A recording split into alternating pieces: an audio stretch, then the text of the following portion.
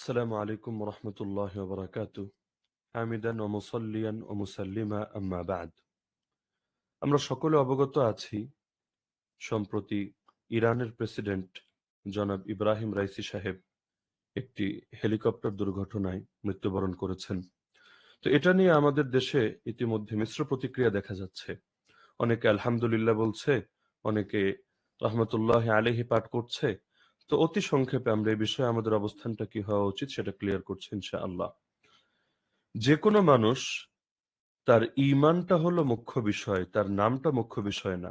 কাদিয়ানী যারা আছে তাদের নামও তো মুসলমানদেরই নাম।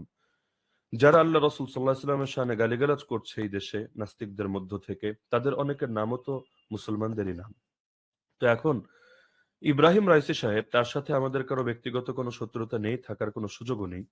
কিন্তু ইব্রাহিম রাইসি সাহেব তিনি যে ধরনের আকীদা পোষণ করেন, সেই শিয়া ইসনা আশারিয়া অথবা ইরানের মধ্যে যে গোত্রগুলো রয়েছে, তাদের আসলে আল্লাহ তাআলার ব্যাপারে, রাসূলের ব্যাপারে, দ্বীনের মৌলিক বিষয়গুলোতে তাদের আকীদা বিশ্বাস কি, এটা আমাদের সর্বপ্রথম জেনে নিতে হবে।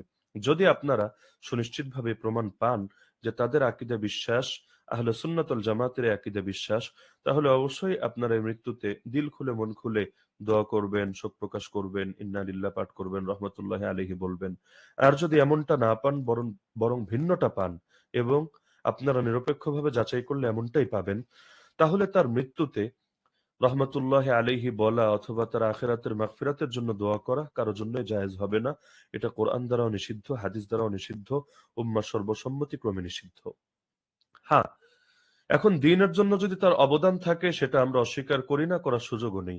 আবু তলেবেরও তো দ্বীনের জন্য অবদান আছে, যেন তেন অবদান না, বরং বিরাট বড় অবদান আছে, এই পরিমাণ অবদান যেটা পৃথিবীর অনেক মুসলমানরও নেই দ্বীনের জন্য। কিন্তু সেই আবু তলেবের জন্য ক্ষমা প্রার্থনা করা কি আপনাদের জন্য জায়েজ হবে? ইব্রাহিম আলাইহিস সালাম তার বাবার জন্য ক্ষমা প্রার্থনা করেছিলেন বা করার কথা বলেছিলেন, এ প্রেক্ষিতে আল্লাহ তাআলা তাকে পর্যন্ত হুঁশিয়ারি দিয়েছেন এবং কোরআন মাজিদের সূরা মুমতাহিনার মধ্যে আল্লাহ তাআলা মুমিনদেরকে বলেছেন যে ইব্রাহিমের এই কাজের মধ্যে তোমাদের কোনো আদর্শ নাই। ইল্লা কাওলা ইব্রাহিম আলি আবিহি আস্তাগফিরান্না লাক। ইব্রাহিম যে তার বাবাকে বলেছিল, বাবা অবশ্যই তোমার জন্য ক্ষমা প্রার্থনা করব, এতে তোমাদের জন্য কোনো আদর্শ নেই। সুতরাং সহিহ বুখারীর একটা হাদিস সামনে রেখেও আমরা বিষয়টা বুঝতে পারি। আল্লাহ রাসূল সাল্লাল্লাহু আলাইহি ওয়াসাল্লাম বলেন, ইন্নাল্লাহা লা ইউআইয়িদু হাযা ad-দীন বির-রাজুলিল ফাজির। নিশ্চয়ই আল্লাহ কখনো পাপিষ্ঠ লোকের দ্বারাও এই দ্বীনকে শক্তিশালী করেন। তো সুতরাং দ্বীনের জন্য যদি কেউ কোনো অবদান রেখেও যায়, তাহলে তার অবদানকে স্বীকার করে নিতে দোষের কিছু নেই। কিন্তু এর জন্য তার আখিরাতের ক্ষমা প্রার্থনা করা, তার মাগফিরাত কামনা করা, রাহিমাহুল্লাহ রাহমাতুল্লাহি আলাইহি পাঠ করা, এগুলো কিছুতেই জায়েজ হবে না, হওয়ার সুযোগও নেই। সুতরাং আকীদা বিশ্বাস সবার আগে, ইমোশন তারপরে। ইমোশনকে কেন্দ্র করে আকীদা বর্জন করা এটা কখনোই কোনো মুসলমানের শান হতে পারে না। হ্যাঁ, রাজনৈতিক এবং কূটনৈতিক শোকবার্তা এক্ষেত্রে ভিন্ন বিষয়। যদি কেউ এটা বলতে চান যে হামাস অথবা অমুক এবং তমুক সংগঠন তার মৃত্যুতে শোকবার্তা জানিয়েছে, তো শোকবার্তা জানানো রাজনৈতিক এবং কোনো কূটনৈতিক স্বার্থকে সামনে রেখে সেটা ভিন্ন বিষয়। আর কারো মৃত্যুতে আদর্শিকভাবে অন্তরে ব্যথা পেয়ে রাহিমাহুল্লাহ রাহমাতুল্লাহ আলী অথবা আল্লাহ তাকে ক্ষমা করুন ইত্যাদি দোয়া পাঠ করা ভিন্ন বিষয়। শরীয়তকে কিছুতেই বর্জন করা যাবে না, নিজের আবেগকে কিছুতেই শরীয়তের উপর প্রাধান্য দেওয়া যাবে না। আল্লাহ তাআলা আমাদের সকল ভাইকে এই বাস্তবতা বোঝার তৌফিক দান করুক। আবেগের জোয়ারে গা ভাসিয়ে দ্বীনের স্বার্থকে কোরবান না করার এই হিম্মত সবার মধ্যে পয়দা করুক।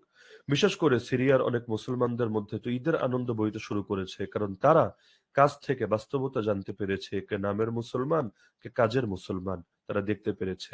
সবকিছুকে এক ক্যাটাগরিতে মাপবেন না।